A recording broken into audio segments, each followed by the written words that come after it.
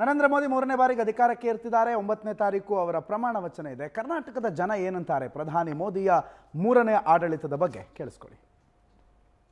First of all heartily congratulations to our prime minister Shri Narendra Modiji. ಇದು ಮೂರನೇ ಸತಿ ಅವ್ರ ಪ್ರಮಾಣ ವಚನ ಸ್ವೀಕರಿಸ್ತಾ ಇದ್ದಾರೆ. ಇವಾಗ ಆಲ್ರೆಡಿ ನಾವೆಲ್ಲರೂ ನೋಡಿದಂಗೆ ಭಾಳ ಡೆವಲಪ್ಮೆಂಟ್ಸ್ ಮಾಡ್ಯಾರ.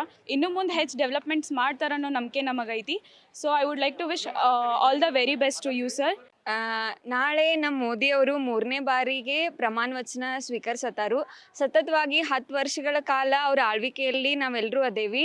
ಸೊ ಅವರಿಂತ ನಮ್ಮ ದೇಶ ಎಕನಾಮಿಕಲಿ 5th ರ್ಯಾಂಕ್ ಒಳಗೆ ಐತಿ. ಮತ್ತು ಇನ್ನು ಬರೋ ಒಂದು 2030 ಅನ್ಗೋಡ್ಕ 3rd ಪ್ಲೇಸ್ ಬರ್ತೈತಂತ ನಮ್ಮೆಲ್ಲರಿಗೂ ಭಾಳ ಖುಷಿ ಐತಿ. ಮೋದಿ ಅವರಿಂತ ನಮ್ಮ ದೇಶದಲ್ಲಿ ಇನ್ಫ್ರಾಸ್ಟ್ರಕ್ಚರ್ ಆಗಿರ್ಬೋದು, ಎಕನಾಮಿಕಲಿ, ಅಗ್ರಿಕಲ್ಚರಲ್ಲಿ, ಆಮೇಲೆ ಇಂಟರ್ನ್ಯಾಷನಲ್ ಲೆವೆಲ್ ಒಳಗೆ ಎಲ್ಲ ಬೇರೆ ದೇಶಗಳೊಳಗೆ ಇವತ್ತು ಭಾರತ ಅನ್ನೋದು ಒಂದು ದೊಡ್ಡ ಸ್ಥಾನದೊಳಗೆ ಐತಿ.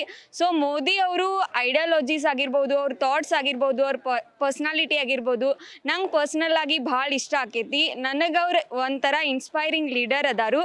ಮೋದಿಯವರು 3ನೇ ಬಾರಿ ಚುನಾವಣೆಯಲ್ಲಿ ಗೆದ್ದಿದ್ದಾರೆ. ಪ್ರಧಾನಮಂತ್ರಿಯಾಗಿ ಮತ್ತು 3ನೇ ಬಾರಿ ಅಧಿಕಾರವನ್ನು ಸ್ವೀಕಾರ ಮಾಡ್ಲಿಕ್ಕತ್ತಾರ ನಾಳೆಯಿಂದ.